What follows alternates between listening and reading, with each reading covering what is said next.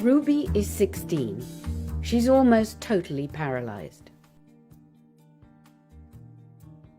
Well, the only limb that works is this one, my left arm.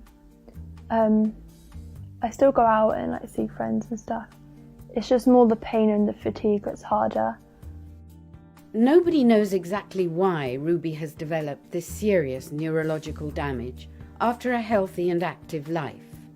But it all started after she had her first of 3 injections of the HPV, human papillomavirus vaccine.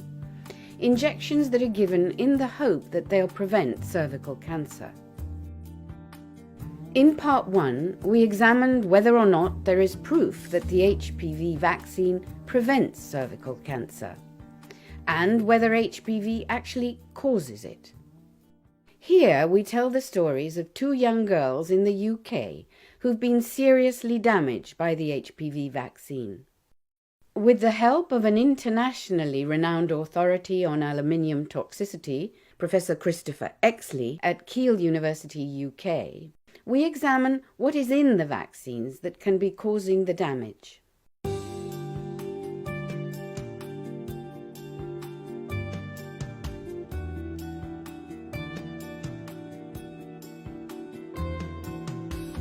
Ruby and Chloe represent thousands of girls around the world who've been injured by the HPV vaccine.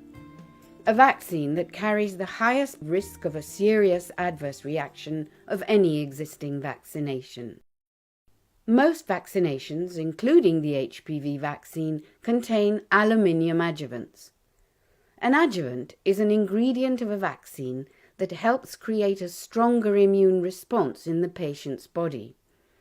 Certain types of aluminium have been used as adjuvants for nearly 90 years. I asked Professor Exley if he thought aluminium could accumulate in the body to dangerous levels. We know that aluminium is toxic. We know that aluminium is neurotoxic. So yes, if aluminium accumulates in the body towards what we might call a toxic threshold, you will get toxicity, and that could be anywhere in the body.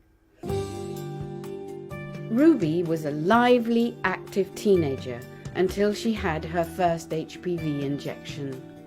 After my first injection, I experienced dizziness. So I'd stand up and I would faint or I'd black out. After my second injection, I fainted and I went snow white. And I experienced troubles eating. I could only eat a small portion, and it would hurt when I was eating. And then after the third injection, I experienced chronic pain in my stomach, in my chest and in my back, and also chronic fatigue and nausea. Chloe had her first injection when she was 12. I was a very healthy 12-year-old. I did everything what a preteen girl would do. I'd go to the cinema, I'd skate, I'd go rollerblading. I literally took every opportunity on, like I was dancing constantly, 6 days a week. I started to become ill after the second injection, and that was around January 2011. It started off with joint pain, muscle pain, bone pain, relentless fatigue which would not go away without sleeping. I used to fall asleep in lessons, and then it kind of escalated from there. Chloe's condition has gradually worsened, as her mother Sophie explains. She can't eat anything at all, she can't even swallow, she can't even drink. She's fed through one of her tubes, and she's relying on 22 to 24 hours fluid through a central line. And that's ongoing. You have to keep making up the feed throughout the day and hanging it up and connecting it to her, so that's throughout the day. So, and who does it? Me. So sometimes through the day is all you do is put up feed and medications, and also once a day you have to disconnect and connect to central line, so that's at a certain time through the day, so that's all day long. So and then in between that you've got to try and do other normal family things. Is it possible that aluminium in the HPV vaccine could cause such severe neurological damage? The worry is that the use of aluminium adjuvants can and does result almost certainly in toxicity away from the injection site. Chris Exley goes on to explain that immune-reactive cells are attracted to the injection site, can load up with aluminium from the vaccine and travel around the body. And there's very good evidence to suggest that these cells, when they're loaded up with aluminium, can actually pass into the brain. Now, a cell that is loaded up with aluminium may remain viable for a short period of time, but it won't remain viable forever. In other words, that aluminium will slowly kill the cell. And if that cell has entered, let's say, the brain at some point, and then that cell dies because of the aluminium in there, that aluminium is then released into a new environment. In this case, it might be brain tissue, where it can produce toxicity there, depending upon how much is released and the particular environment. Why is this particular vaccination causing a much higher number of adverse reactions when compared with others? Exley explains that he has some concerns about the aluminium content in both of the HPV vaccinations. Gardasil, manufactured by Merck & Co., and Cervarix, manufactured by GlaxoSmithKline. Cervarix contains a commonly used aluminium adjuvant called aluminium hydroxide. But there is a second adjuvant included in Cervarix, which is essentially a lipid. And so these two work together as the adjuvant in this particular HPV vaccine. All of the safety trials for Cervarix did not use the mixture of aluminium hydroxide and the lipid in their trials. They chose simply also to only use the aluminium hydroxide only. So that's one thing that in itself you begin to ask unusual questions about why that was the case. You also have to ask the question, why in the other major HPV vaccine, Gardasil, why have they used a completely new adjuvant, aluminium adjuvant, one which has essentially not been used before? And there is another concern. Why was aluminium added to the placebo group, that's the non-vaccine group, in the comparative trials? This is clearly crazy. This is clearly something which has been designed to remove the direct effects of the adjuvant on the individual receiving the vaccine.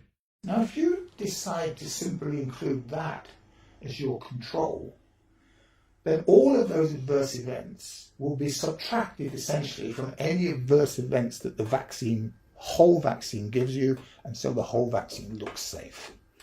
Other experts, like Dr. Christian Fiala, leading obstetrics and gynecology specialist in Vienna, agree that adding aluminium adjuvant to the placebo group will bias the results.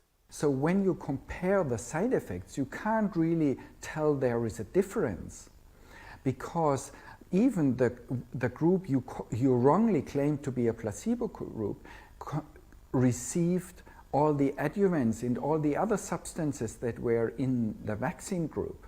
And so if you compare the side effects, you can come to the conclusion that there was not much difference, but the difference is not because the vaccine group had few side effects, it's because the so-called, wrongly called placebo group had the same side effects as the vaccine group. And this is what basically would be called cheating. In scientific terms, it's called biased. According to the latest 2017 figures from the MHRA, the UK Medicines and Healthcare Products Regulatory Agency, the total number of adverse reaction reports is 8,835, of which serious adverse reactions totaled 3,038. With this mounting evidence of injury from the HPV vaccine, Why are young girls repeatedly being told that their problems are psychosomatic, all in the head, and given psychiatric diagnoses? I went to one A&E and the doctor took me to the side and said to me, teenagers are a different species, they're from a different planet, their pain is not real. Just take her home, send her to school tomorrow and everything will be fine. And I said to her, no, excuse me, this is my daughter, I know what my daughter's like, and my daughter is in agony at the moment.